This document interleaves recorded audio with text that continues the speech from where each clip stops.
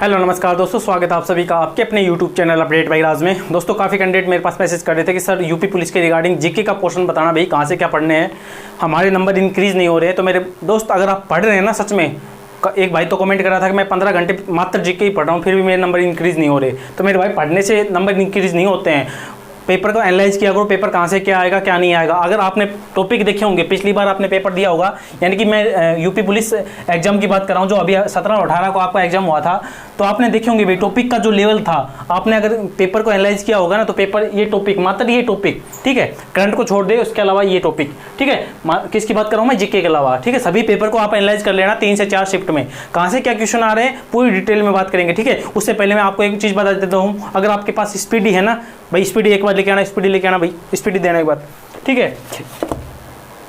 ये देखो दोस्तों, अगर आपके पास स्पीडी है ना, स्पीडी ये है, सभी जानते होंगे स्पीडी, स्पीडी के जो टॉपिक हैं, आप टॉपिक देखने के बाद मैं टॉपिक दिखा देता हूँ आप सभी को।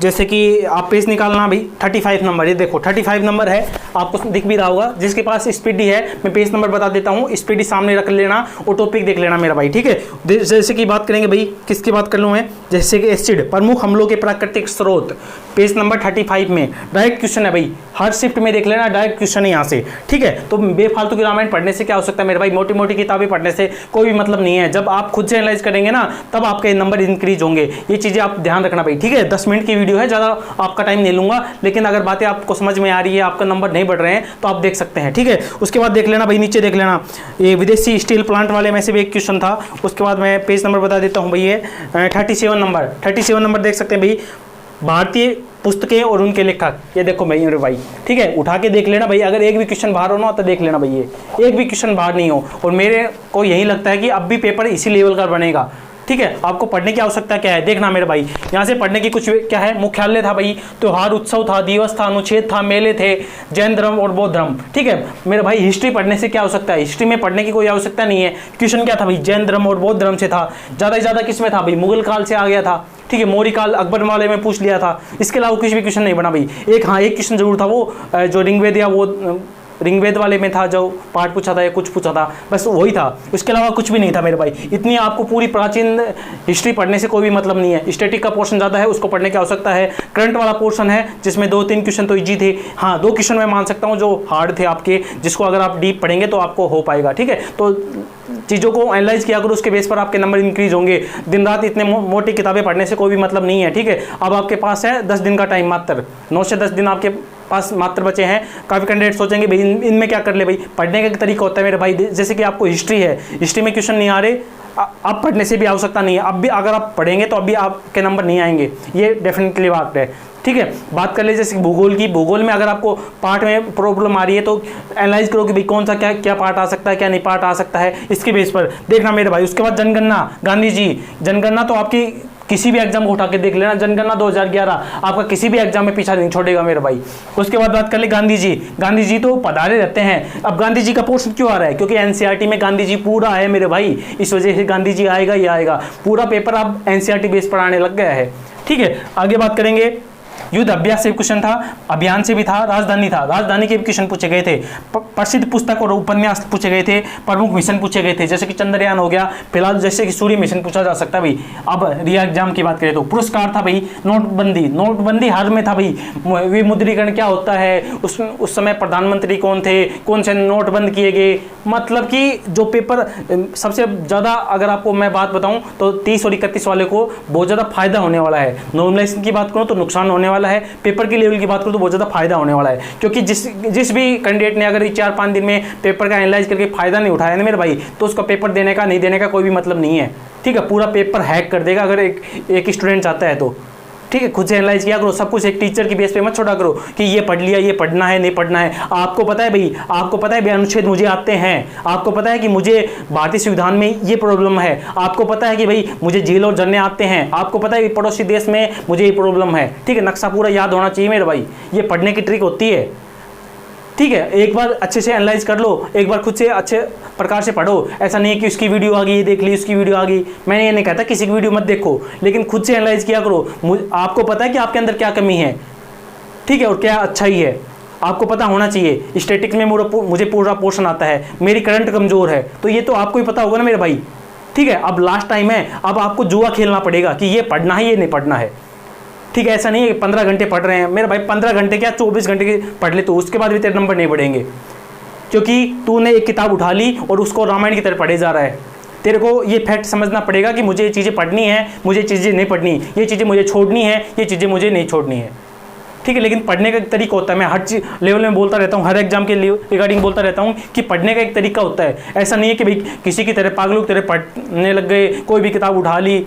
मेरा भाई कोई भी चीज़ हो उसको पढ़ने का एक फैक्ट होता है। जीके में मुझे ये पोर्शन नहीं आता, मैथ में मुझे ये पोर्शन आता है, रीजनिंग में मैं क्वेश्चन नहीं छोड़ूंगा, छोड़ दो भाई। 9-10 दिन है, पैनिक होने की आवश्यकता नहीं है। सबसे ज़्यादा तो पैनिक हो रहे हैं लोग, पैनिक डरने की आवश्यकता नहीं है मेरे भाई। आप इसको तभी अच्छा करेंगे जब आप डरेंगे नहीं। शांत रहो मेरे भाई, आराम से शांत रहो। 3 दिन हिंदी, मुझे ये हिंदी में ये कमी है। ठीक है, अगर आपने पढ़ाई नहीं की है ना तो वो बात अलग है मेरे भाई। अगर आपने पढ़ाई की होगी ना तो चीज़ों को फैक्ट को समझो। ठीक है, ये पूरा पोर्शन है, सेम पोर्शन था मेरे भाई। अगर पेपर जिसने समझा होगा ना तो समझ गया होगा। फुल फॉर्म एक क्वेश्चन लगातार था भाई। ठीक है, जीएसटी क्वेश्चन था भाई, जी लोजर ने क्वेश्चन था, प्रमुख स्थल भी था, मुख्यालय विश्व के और भारत के दोनों पूछा गया था मेरे भाई। उसके बाद मुगल काल, मुद्रा, बंदरगाह, संविधान पढ़ना ही पड़ेगा पूरा। भारत के पड़ोसी देश, राष्ट्रीय आंदोलन, भारत के पहाड़ पर्वत, चोटियाँ और क्रांति। ठीक है, ये पोर्शन था, देख लो भाई कितने बन रहे भाई। ये टॉपिक बता दिए मैंने, यहाँ से क्वेश्चन सीधा सीधा था भाई। और इसी के इधर उधर ही इस बार भी पेपर बनेगा। अब ऐसा नहीं कि पेपर कुछ अलग बन जाएगा। 2 दूनी 4 ही होते मेरे भाई, 5 नहीं होते कभी भी। ने पहले होते थे, ने आज होंगे, ने अगले सालों में होंगे। ठीक है, तो फैक्ट को समझो मेरे भाई। दिन रात पढ़ने से आवश्यकता नहीं है। किसी की मैराथन क्लास आ गई, उसको देख लिया भाई एक टीचर आपको पढ़ा सकता है, उसको ये नहीं पता कि भाई आपको संविधान में सब कुछ आता है, उसको नहीं पता ये चीज़ें। आप अपनी अच्छाई और कमजोरी आपको पता है कि भाई मेरा कमजोरी ये है, मुझे ये पढ़ना है। ठीक है, मुझे हिंदी में कमी महसूस होती है तो मुझे हिंदी को टाइम देना पड़ेगा। मैथ रीजनिंग मैं कर लूँगा, 2 चीज़ें पढ़नी है भाई, तो 4-4 दिन बांट लो और आराम से उनको कवर करने की कोशिश करो। ठीक है, जैसे कि हो गया क्या भाई, बात कर लूँ मैं हिस्ट्री भाई ज़्यादा पढ़ने की आवश्यकता नहीं है मेरे भाई। आपको हिस्ट्री में ज़्यादा पढ़ने की आवश्यकता नहीं है। ठीक है, सबसे ज़्यादा अगर पोर्शन आपको पढ़ना है ना तो 2 चीज़ें मैं आपको बता देता हूँ। जैसे एक तो संविधान वाला पोर्शन, ठीक है, ये आपको पढ़ना पड़ेगा, और एक स्टैटिक्स जीके, ये चीज़ें आपको पढ़नी पड़ेंगी। ठीक है, और मोटा मोटा पेपर आता है मेरे भाई, ज़्यादा डीप पेपर नहीं आता। री एग्जाम है तो हो सकता है थोड़ा पेपर का लेवल थोड़ा सा बढ़ जाए, लेकिन ऐसा नहीं होगा कि बहुत ज़्यादा लेवल अप कर दे। ठीक, तो फैक्ट को समझो मेरे भाई। टेलीग्राम पे मैं कुछ आपको टॉपिक डालने की कोशिश करूँगा, वहाँ पर आप जाकर ज्वाइन कर सकते हैं। ठीक है, अगर किसी और टॉपिक में आपको प्रॉब्लम आ रही है तो भाई कमेंट बॉक्स में संपर्क कर सकते हैं। तो पढ़ने का आपका ही है भाई, मैं आपको पढ़ा नहीं सकता, न आपके दिमाग में कुछ घोल के ऐसे पिला सकता हूँ। पढ़ना तो आपको ही पड़ेगा। अनुच्छेद आएगा तो आएगा ही मेरे भाई, संविधान से क्वेश्चन आएंगे तो आएंगे ही, सबसे ज़्यादा पोर्शन आएगा। इकोनॉमिक्स हो गया, इकोनॉमिक्स में कहाँ से क्या क्वेश्चन आ रहे हैं खुद को पकड़ना पड़ेगा आपको। ठीक है, कंपनियों वाले जो मुख्यालय थे वहाँ से क्वेश्चन बन रहे थे, पिछली बार पेपर की बात कर ले तो इस बार कहाँ से क्या बनेगा ये आपको खुद को पकड़ना पड़ेगा। ठीक है, तो चीज़ों को ज़्यादा नहीं है भाई, पोर्शन आपको ये सिलेक्ट करना पड़ेगा कि भाई ये पोर्शन से क्वेश्चन आ सकता है, यहाँ से नहीं आएगा। हिस्ट्री तो मैं बोलता हूँ आप छोड़ दो, इग्नोर कर दो हिस्ट्री को, तो 1-2 क्वेश्चन आएगा। अगर आपको पढ़ रखी है तो हो जाएगा, नहीं पढ़ रखी तो मेरे भाई अब भी पढ़ने से आपके नंबर नहीं आएंगे। अगर आपको टाइम ख़राब करना है तो कर सकते हैं आप। ठीक है, तो भाई ये काफ़ी भाई के कमेंट थे कि भाई जीके की रिगार्डिंग कुछ अपडेट लेके आइए। तो मेरे अनुसार तो जितना मैंने पेपर को एनालाइज किया, जितना समझा, ये आपकी हो गई भाई।